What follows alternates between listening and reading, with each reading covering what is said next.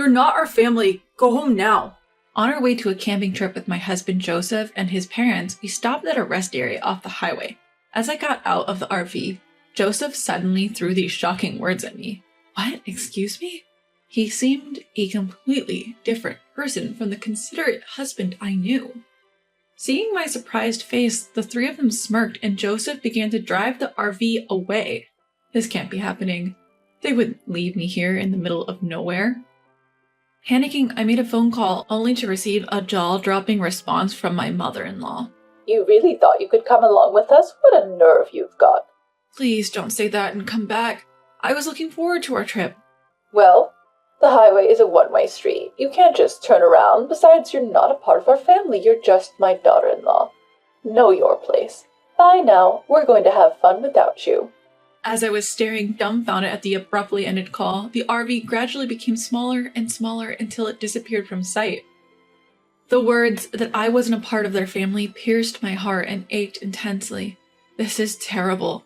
They had me prepare everything, and then a wave of bitterness and heartache washed over me. Feeling helpless, I had no choice but to call a taxi and go back home. I'm Allison, 31 years old.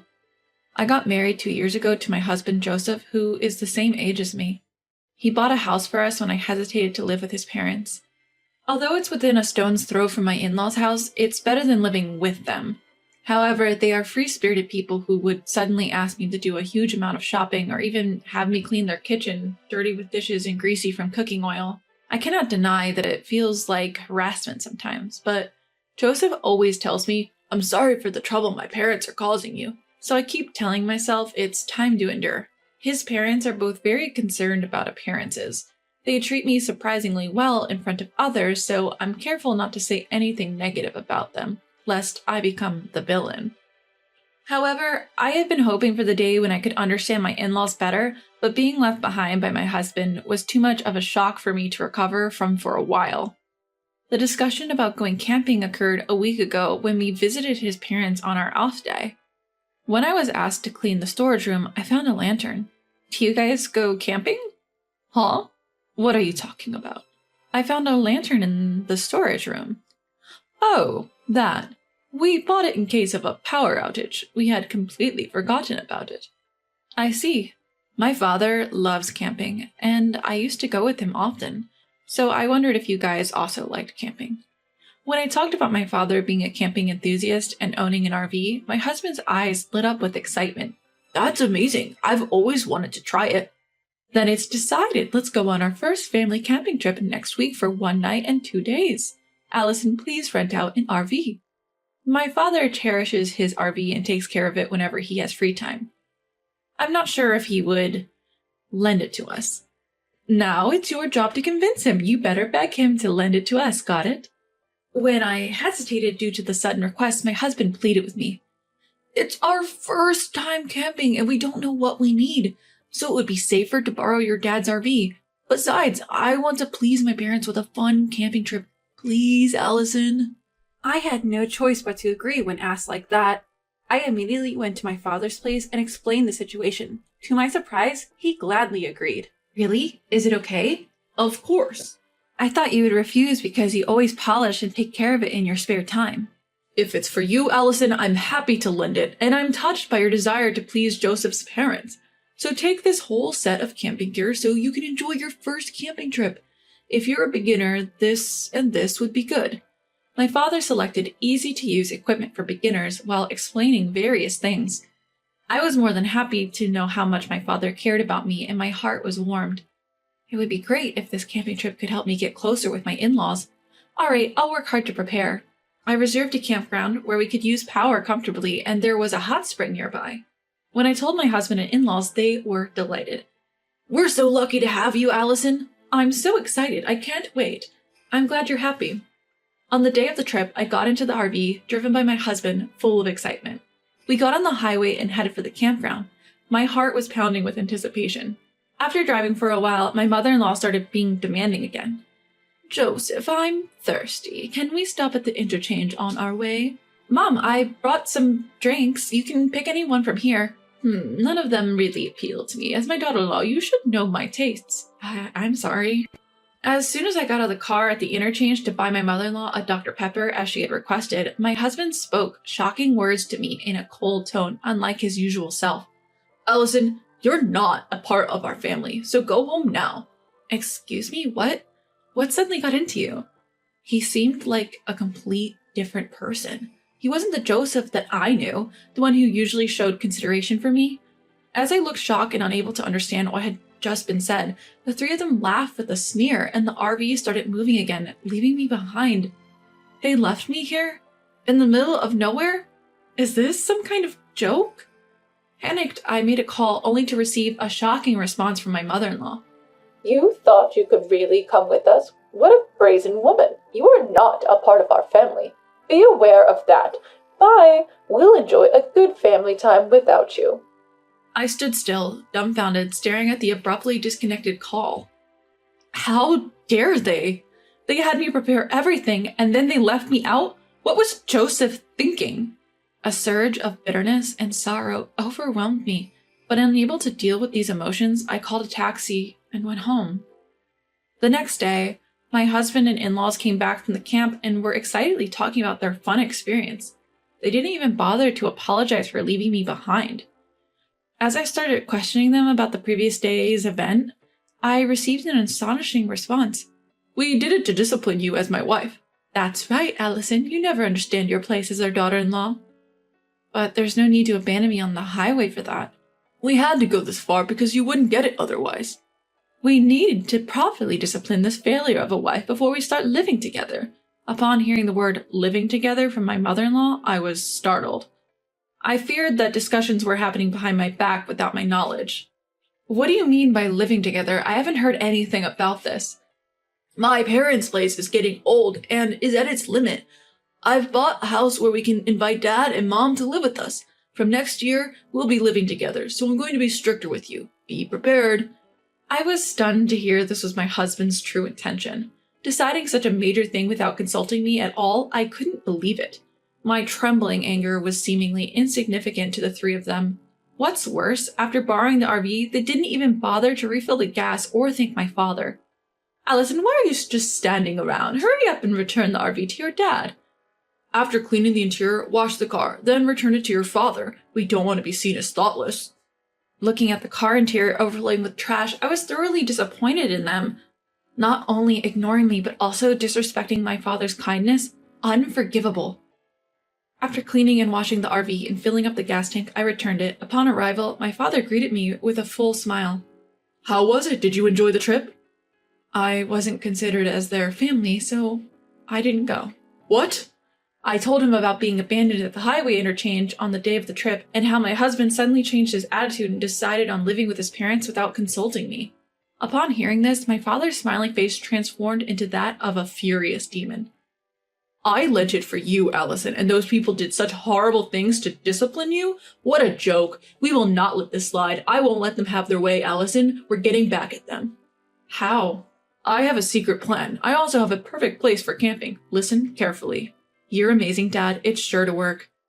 Keeping the wisdom my father bestowed upon me in my heart, I returned to my in-laws' house where my husband and his parents were still excited about yesterday's events.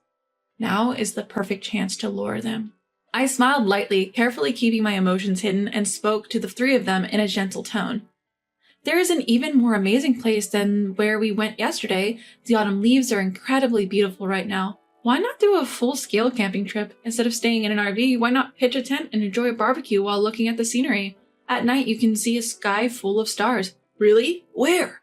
It's a secret spot that I don't want to tell anyone else. Can I come too to fulfill my role as your wife? That's good! It's gonna be fun! It's in a secluded area, so I'll drive. I'll act right as your wife and as my in-law's daughter-in-law. So, can I join you guys?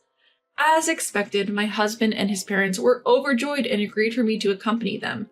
We decided to go camping again the following weekend. Just like always, they dumped all the preparation on me, and their pestering to teach me discipline only got worse each day. I carried my secret plan and meticulously arranged for my revenge. And the day of our trip arrived.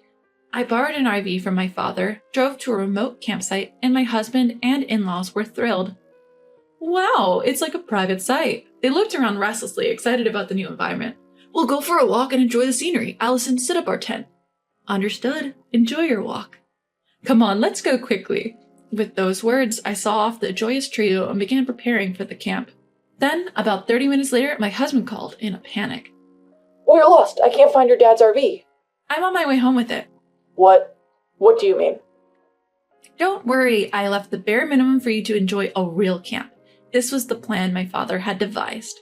He suggested that they should experience some wild camping, where they would have to get everything themselves, like living on a deserted island, rather than a convenient camping site with electricity and a hotel resort nearby. You better set up your tent early and look for wood to start your fire. I know you guys have no lighter, so you'll have to start the fire yourself. I've left the pot so you can at least cook rice. You left us behind? You were the ones who said that I, as a wife, wasn't part of the family and shouldn't go camping with you guys, so I took you up to the campsite and tearfully went home. That's what you wanted to do, right? Having been hit with my logic, my husband was momentarily silenced. Enjoy camping with just your family. I was about to hang up when my husband, enraged, began yelling at me. Don't be ridiculous. If you don't come back now, I'll get a divorce from you. All right, let's get divorced. You'll regret saying that. Being abandoned on the highway, finding my father's cherished RV filled with trash, I've had enough of living with your parents who does nothing but disrespect me. And you're the ones who will regret it. Go to hell, you stupid woman.